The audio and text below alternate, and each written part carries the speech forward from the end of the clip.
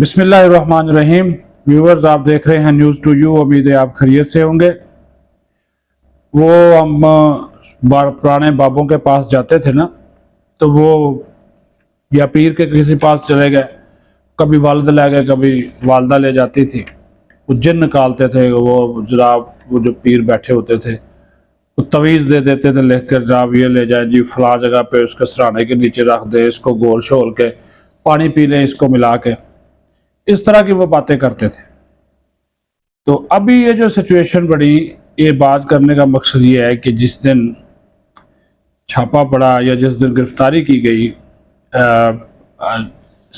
मोहतरम जनाब इमरान अहमद खान न्याजी साहब की, तो वहाँ से वो जो पुलिस की सरबराही कर रहे थे DIG, वो उनको वहाँ से बाकायदा तवीज़ों वाली एक पोटली मिली। और उस पोटली के हवाले से ये आपको बता दूं कि बीबी लड़ पड़ी, बाकायदा बुशरा बीबी बाकायदा उनसे लड़ पड़ी और कहा कि खबरदार, अगर इसको हाथ लगाया तो जलकर राख हो जाओगे, भस्म हो जाओगे। ये जो जिन है, ये जो मुवक्कल है, और इस पोटली के अंदर तुमने हाथ नहीं लगाना। तो उसने कहा कि ये क्यों हाथ ना लगाए जी, इसमें ऐसा क्या है? तो वो कहने लगे ये मुकद्दस चीजें हैं। अच्छा, फिर वहां पे राख पड़ी हुई थी, वहां पे उस पोटली की इर्द गिर्द राख पड़ी हुई थी। वो फिर पोटली जिस बर्तन के अंदर वो रखी गई थी, बड़ा कीमती बर्तन था, उस बर्तन के अंदर भी राख थी, और उस राख के अंदर पोटली थी, और फिर उसके इर्द गिर्द भी राख थी। यानी कि वो एक बंदा वो वैसे ही घबरा जाता है। वो DIG साहब भी घबरा गए कि पता नहीं इसमें कोई जादू मंत्र वाला कौन सा काम है। और वो बड़ी संभाल के रखी हुई थी उस कमरे में जहाँ पे ये बीबी अपने मंत्र शंत्र करती थी। तो फिर वो वहाँ पे जली हुई वो जो कपड़ों के टुकड़े, टाकियां जिसको हम बोलते हैं, वो मिले।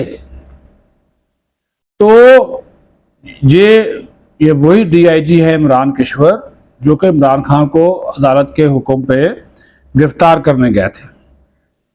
पहले तो उन्होंने ये कहा कि जब वो वहां पे गए और हमने ये इनको आर्डर भी दिखाया, तो इन लोगों ने ज़मान पार्क का जो मरकजी दरवाजा था वो खोला ही नहीं।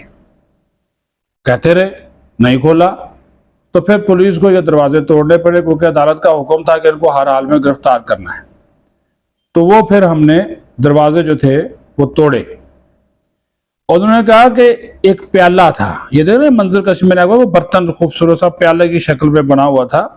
वो DIG साहब अब बता रहे, उन्होंने कहा एक प्याला था बड़ा कीमती, और उसमें पड़ी हुई है वो पोटली।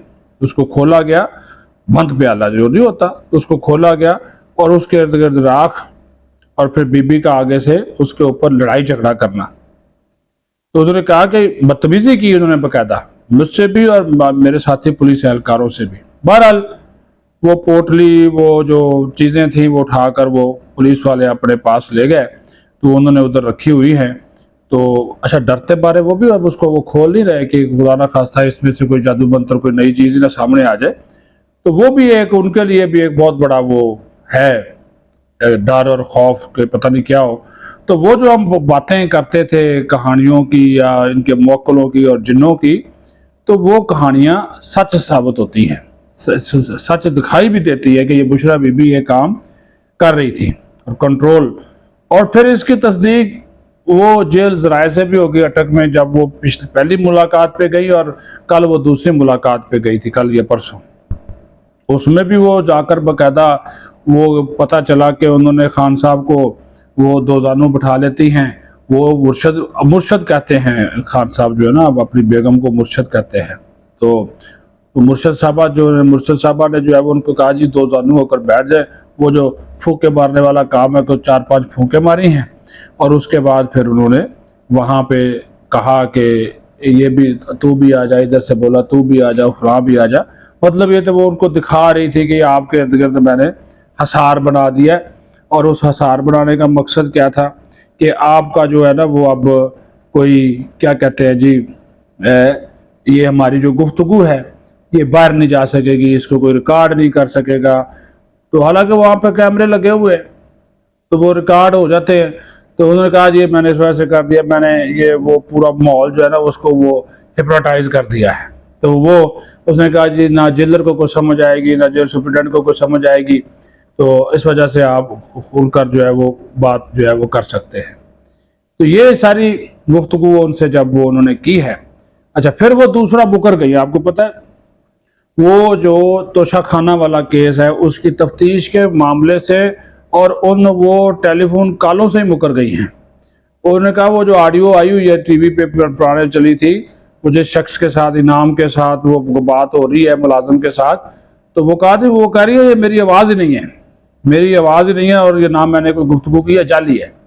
تو اب اس کا فرینزک کرانے کا فیصلہ کیا گیا ہے. اب جو ایف آئی اے والے ہیں یا جو تحقیقاتی ادارے ہیں وہ تو پہنچ گئے، وہ جناب والا پہنچ گئے ہیں ان ملازم تک، اس ملازم تک، انعام تک. اس نے کہا جی ہاں، اس نے تو کہہ دیا کہ میری یہ ان کے ساتھ گفتگو ہوئی ہے، اس نے کہہ دیا کہ میری ان کے ساتھ گفتگو ہوئی ہے اور یہ جو ٹیپ ہے یہ بالکل ٹھیک ہے. لیکن پھر بھی چونکہ وہ بی مکر گئی ہے پولیس کے سامنے، تو اب انہوں نے کہا جی ہم اس کی آڈیو کا بالکل جو ہے وہ فرینزک کراتے ہیں، جس میں وہ کہتے ہیں جی تمہیں جرت کیسے ہوئی کہ جو چیزیں باہر سے آتی ہیں اس کی فوٹو کیوں بناتے ہو، جو چیزیں گھر سے جائے اس کی بناؤ. وہ آڈیو آپ نے مشہور زمانہ آڈیو ہے، وہ احکامات باقاعدہ طور پر دے رہی ہیں. اور اس نے کہا کہ یہ والی چیزیں پھر وہ یہ گھڑی بھیج دو. وہ والی آڈیو بھی زلفی بخاری کے ساتھ وہ آپ نے سنی ہوگی، وہ بھی سامنے آ گئی. تو بی بی جو بشرا بی بی جو ہے وہ اب اپنے آپ کو بچانے کی پوری کوشش کر رہی ہیں، لیکن گھیرا ان کے گرد بھی تنگ ہوتا جا رہا ہے. یہ پہلے بھی ہمارے ساتھی آپ کو بتا چکے. دوسری بات اس میں یہ ہے کہ اب جتنی تیزی کے ساتھ یہ ٹرائل جاری ہے خان صاحب کا اور ان کے ساتھیوں کا، جو چیزیں اب ان کے پاس شواہد تھے سامنے آ گئی، چل گئی، منظر عام پر آ گئی، وہ آپ نے جو ہے وہ دیکھ لی. وہ چیزیں اب چھپنے کی نہیں، وہ چیزیں اب چھپنے کی نہیں، وہ چیزیں اب منظر عام پر آہستہ آہستہ آ رہی ہیں. اور جب وہ منظر عام پر آ جائیں گی تو ظاہر ہے اس میں اور بڑے بڑے جو چیزیں ہیں وہ بہت زیادہ انکشافات جو ہیں وہ آپ کے سامنے آ جائیں گی، جو ہم آپ کے ساتھ شیئر کرتے رہیں گے. اب ان کو بھی پتہ چل گیا. اب دیکھیں نا وہ بشرا بی بی بھی جب آتی تھی وہ بالٹیوں اور یہ وہ اور فلاں وہ سارا کیس، تو وہ اب بالٹیوں والا کام تو نہیں ہے، وہ جس طرح کی سیکیورٹی نارمل ہوتی ہے ان کی سیکیورٹی میں اس کو جو ہے وہ لایا جاتا ہے.